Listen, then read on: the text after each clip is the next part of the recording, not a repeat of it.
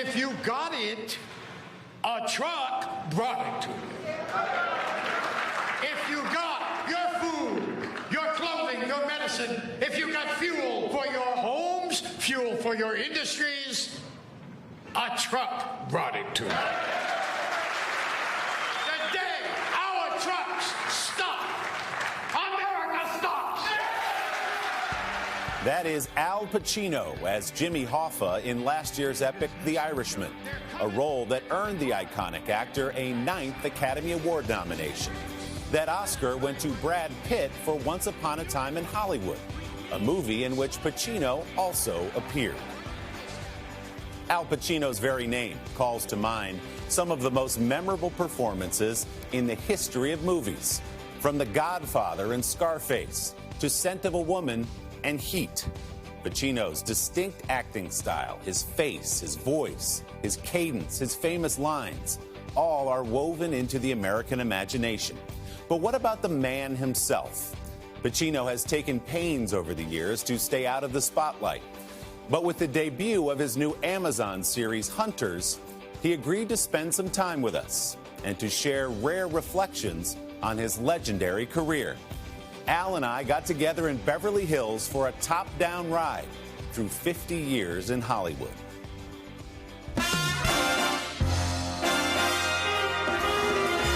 Al, look at this beauty.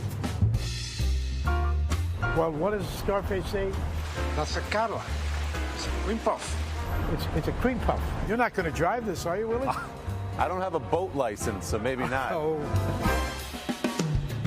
A big, old Cadillac convertible with Al Pacino riding shotgun has a way of stopping traffic.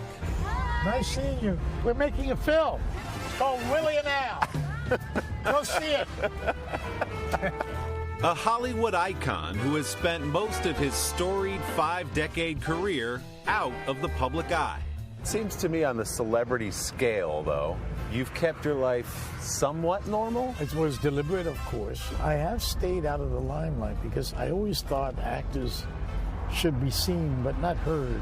I just steered away from it. But with roles in 2 critically acclaimed films this past year, What a picture. What a picture. Good picture. the 79-year-old actor is taking a bit of a turn. Thank you for strapping me in the chair here. That's really, I can't get away. With a new appreciation for what it means to be a movie star.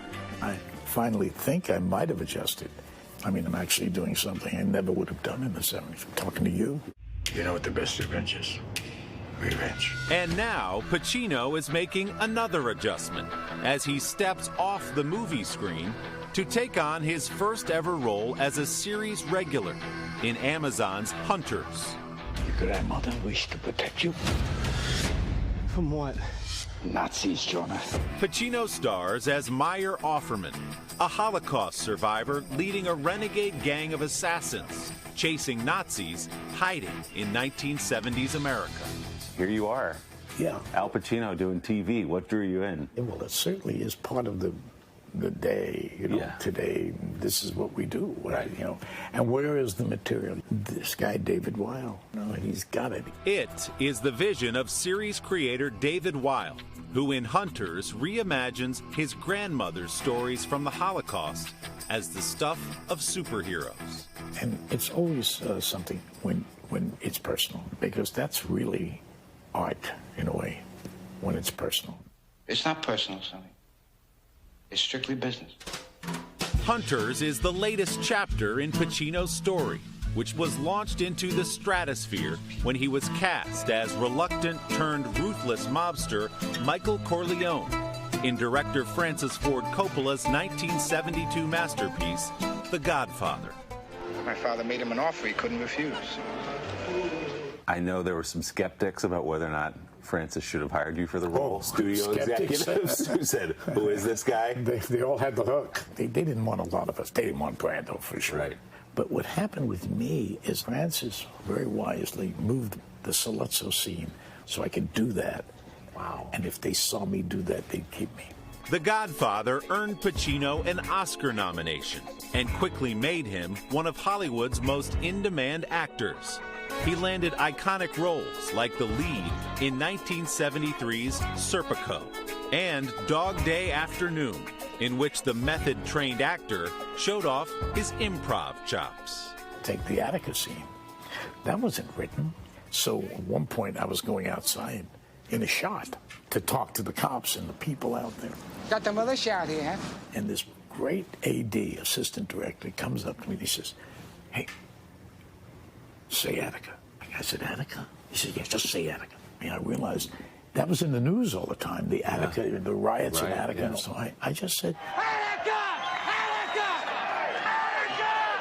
Remember Attica!" And before you know it, you're cheering them on and you're having this experience. Those films and others like And Justice for All, You're out of order! Dick Tracy, Glengarry Glen Ross, and Scent of a Woman earned Pacino 8 Oscar nominations in just 20 years. Hoorah! But with one notable exception. Say hello to my little friend! Scarface. Yeah. In '83. Yeah. I didn't realize it until I was doing my homework that it wasn't a hit necessarily at the time, critically or commercially. No. It's hard to imagine that now, given its iconic status. I mean, it was sad. We thought we had something there. Who do I trust? Me!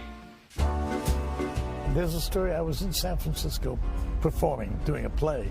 I just received a no nomination for Scarface. So I came out after a matinee, and they had a lot of people out there, and they were cheering, and they had this Oscar for me, huge, for Scarface. Talk about something coming in and really, easing the pain a little bit. Scent of a Woman would win Pacino his first real Oscar in 1993. Pacino's 9th nomination came just this year for his turn as notorious union boss Jimmy Hoffa. Hi, Frank. This is Jimmy Hoffa. Opposite Robert De Niro in the epic crime drama The Irishman. We need solidarity. The project, surprisingly, was Pacino's first with director Martin Scorsese. What was that experience like to all be in one place, this kind of Mount Rushmore? In 50 years, I thought, well, it's simple. Marty Scorsese thought I didn't care for him or something. And I've spoken to him over the years, and he knows I'm a real admirer of his. It was Bob De Niro who said to him, I think Al should play this part of Jimmy Hoffa. So he organized this reading to win over.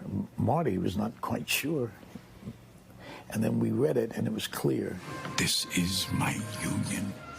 Very simple when you say it that way. So, he does The Irishman. He gets an Oscar nomination. Now he's parading around a convertible so everyone can see him. How far does an old guy go? How far will he go?